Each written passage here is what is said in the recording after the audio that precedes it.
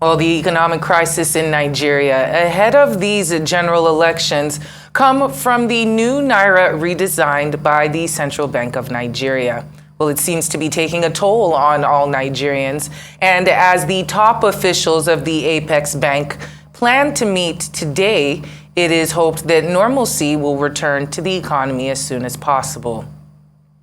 Also, Rivers State Governor Nyesom Wike has been accused of directing his political appointees, local government chairmen, and PDP ward leaders to work for the presidential candidate of the rival All Progressives Congress, Bola Tinubu, in the coming general election. The PDP spoke in reaction to the revocation of the approval used to the party to use Adokie Amesimaka Stadium for its campaign rally. Well, in another development, there has been allegations that politics have been made regional as Northerners are now seen declaring their support for Northern candidates ahead of the general election. Well, joining us to discuss all of this is former Senator representing Kaduna Central Senatorial District, Shehu Sani. Good afternoon, welcome to Newsday, and thank you for joining us, Senator. Thank you for having me. We wait with bated breath as we wait for the decision on this Naira policy. I mean, there is a lot of subtext and subplot that can be interpreted in the way everything has played out in the last couple of weeks.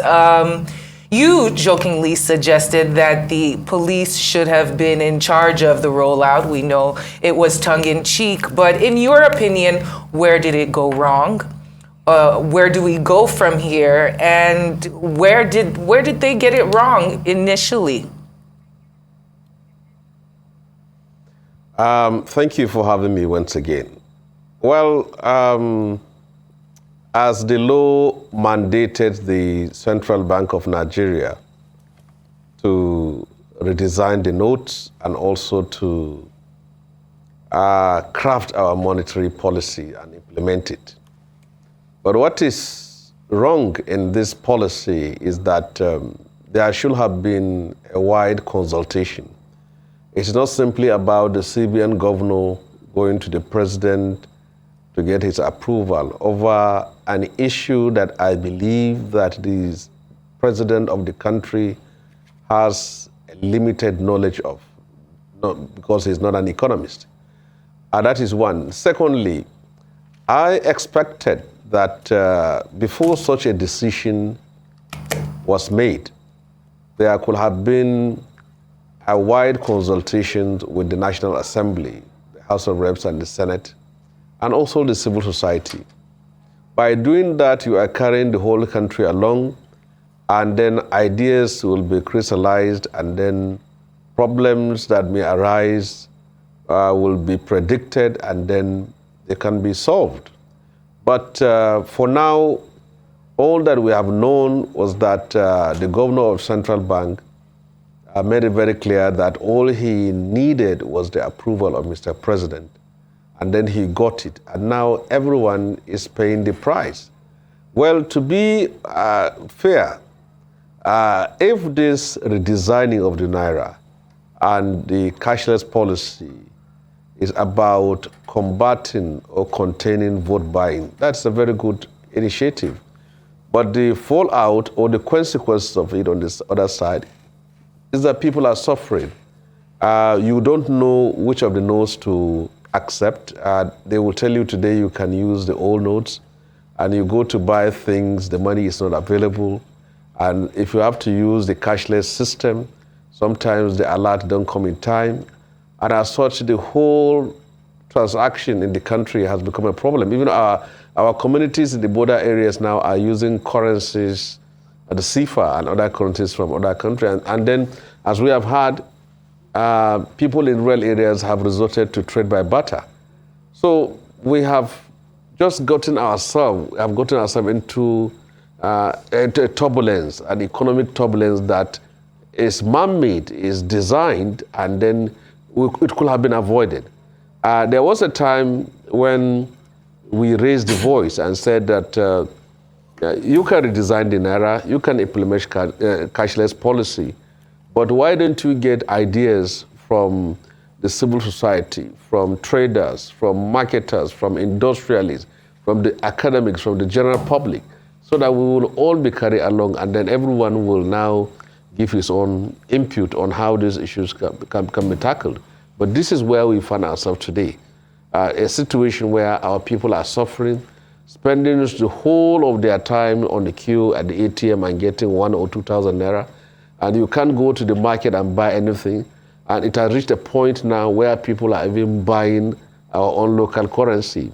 You give 50,000 naira of the old notes, they give 40,000 naira of the new notes. How can people that have paraded themselves as experienced in managing finance, banks, and whatever, get us to this kind of situation? So I believe that if we are going to do anything for now, is to make sure that the new notes are available to the people so that they can be able to carry out their day-to-day businesses and transactions. If not, the problem is going to continue and people will continue to suffer. But let us be very clear on this, is that the concern of the political elite is that the monetary system has made it impossible for them to have enough new notes to use it for 2023 election. But as far as the poor people are concerned, it's about the hardship that has been unleashed on them as a result of the process. So if there could have been a better way in which the problems of the poor, the common man, is solved with these issues, that could have been better. But we shouldn't simply, this is a time for us to get ideas and then put them together and address the problem. If not, the pickets of protests you are seeing now is going to be on a larger scale, and the country can be in deep turmoil if this issue is not addressed. Now, away from the Naira redesign, there are reports that some PDP governors are working for the APC's Bola Tinubu, and I recall that you tweeted something similar where you likened Nigeria's democracy to salad and mayonnaise. Can you tell us more about that? Yeah, well, what is happening today is that there has never been a political season where things are so dicey, so uncertain, so confused as it is now. You find a situation where a member of the APC is campaigning for PDP, either senator or House of Reps. The governor of the PDP is campaigning for the presidential candidate of the APC. In the past, it is called anti-party, but anti-party is simply becoming outdated now. So people simply choose and pick who to vote or who to support, irrespective of whatever party he belongs. And the unfortunate thing is that the party discipline is being sacrificed. If you are a member of the People's Democratic Party and you're a sitting governor, or whoever you are bound to support candidates of your political party from the top to bottom. If you are a member of the APC, you are also bound to do that. If you are not comfortable with the political party of which you are a member, you should resign and join the other political party so that we know very well that you are on the other side. Because the way things are going now, it is not good for democracy as things are. I understand people have problems with primaries, like Wike and other governors. What happened after the primaries? But I too contested a governorship in Kaduna State under the PDP, and I lost the primaries, and I am supporting the gubernatorial candidate of the PDP in my state. So let us look at it, even from the ruling party in River State. Amechi contested and lost, and I believe he is supporting Bola Tinubu. Peter Odili once contested and lost, and he supported Umar Musa Yar'Adua. So it is expected that for Wike, a man who has invested so much in this party, who has respect, broader support and respect in all If not for Wiki, actually, the party could not have been where it is today. So it has reached a point where people that are supporting him have go along with him, and they are being boxed into a corner. So you can't come out openly to support the candidate of the APC, and you're not supporting the candidate of your own party. So where are we? Where are you? So I think we have reached a point in our democracy today that it is so difficult for people to actually say this is where this person, and even you look at the whole quality of our political debate and conversation in the last 6 to 7 months. People are going to the polls without the knowledge and the enlightenment of what their candidate stands for on tourism, on sports, on international relations, on transportation, on housing. We are going to the polls, people are going to the polls fed with the insult, attacks, mudslinging, and muckraking within the candidates themselves. So I think it is important that party should wield the big stick. People should be able to stand by their party and support their candidate. If you are not able to emerge as a leader in 2023, you should prepare yourself. In 2027, you will emerge. But if you want to go against your party and bring down the whole roof because you have not been able to succeed, I don't think that is good for democracy. That's why I sort of gave it a description of a salad with mayonnaise, because everything is so mixed up, so muddled up. People from different parties supporting candidates from all these kind of parties. You don't even know which party someone belongs to. So I think this need to be, and party discipline is very important. We need to have a political party that will wield the big stick so that there should be discipline and people should support candidates when they lose election, not say because I lose, so everybody should also go down.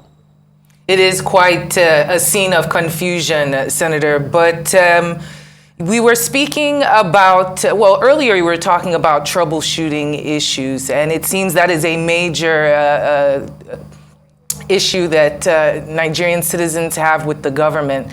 The lack of clarity and foresight when it comes to the plans that they enact and troubleshooting the issues thereof.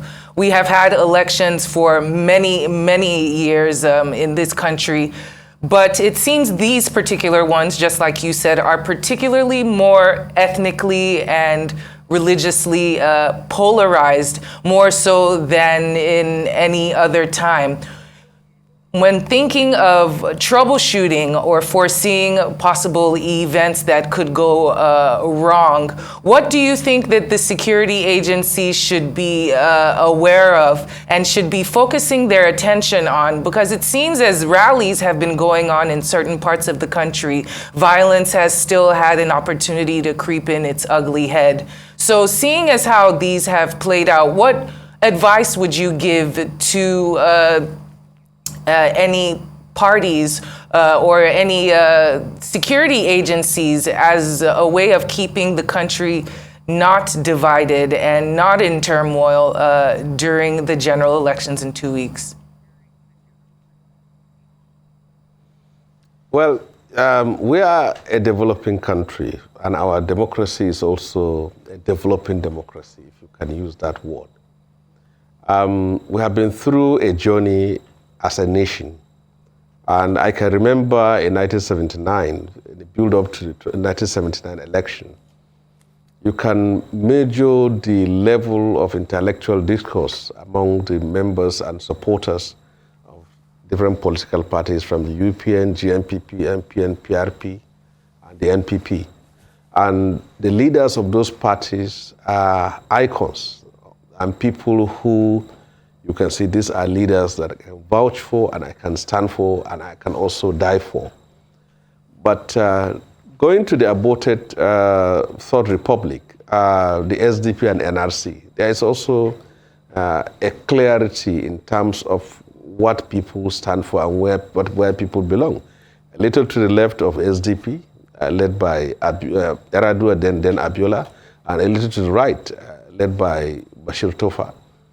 But today we have reached a point where you actually, sometimes you ask yourself, what do we want as a country?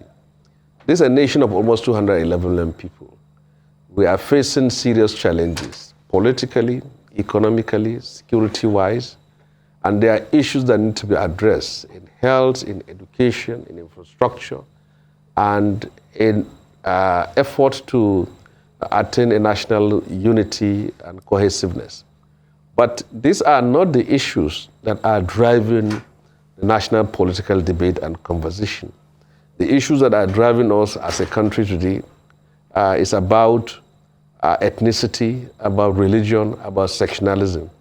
Our people are voting for candidates either because the candidates share the same religion with them, or ethnicity with them, or region with them, or one narrow primordial sentiment or another. These are the issues that we have seen in the last few months.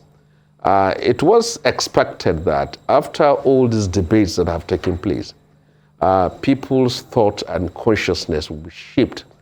And then people will now say, this is a leader that we are going to vote based on his competence, capacity, ability, dedication, patriotism, honesty, and integrity. But it's not the case. And religious leaders are playing a very negative role in this political season, both the Muslim and Christian religious leaders. Pulpit, mosques, and churches have turned into campaign ground, and there is nothing wrong with that. But what is wrong with that is that they are inciting their followers to vote in line with their own religious faith and religious beliefs. And they are also recommending candidates not based on the fact that that candidate is capable, competent, and one that can deliver Nigeria out of the woods, but one that reflects, represents, and also is being seen to be an avant-garde of their own religious sentiment. And that's a very serious issue. Election is as important as the survival of a nation. If you make a tragic mistake in terms of not being able to conduct free, fair, and credible elections, and leaders are not, good leaders couldn't emerge, we will still be in trouble. Look at the West African countries today. All the three countries that are under military rule, Burkina Faso, Mali, and Guinea, all has to do with the issues of elections. So if you get it wrong, we'll be in deep problem, in deep soup, and we are going to go back to where we are before 1999.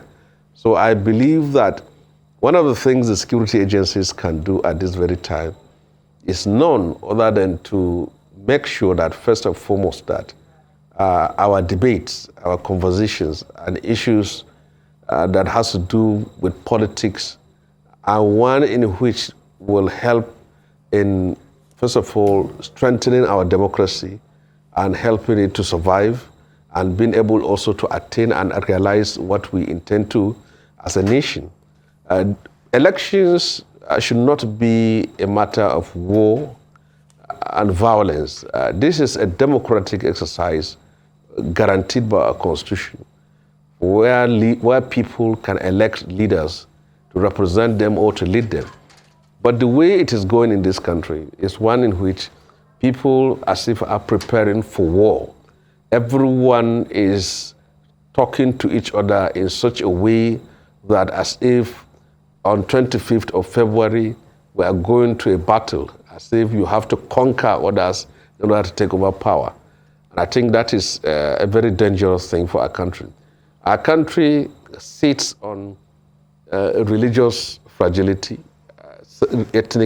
is ethnically fragile, and there are a lot of issues which we believe that should not be a trigger for the destruction and dismemberment of our country. But the way some people are talking is as if that if they don't get what they want on 25th of February, then they will bring the whole country down. I have even seen an elder in the southwestern part of Nigeria who is insisting that it is either his candidate win, or if his candidate is not voted, that is the end of Nigeria. So how can such a person say such kind of thing? People have the right to elect whoever they want to, and it's also incumbent on those who offer themselves to contest elections to be able to extend Shehu their Sani. hands. Senator, it's always a delight to have you on Newsday. Unfortunately, we do not have much time to continue the conversation, but thank you so much for joining us on the program.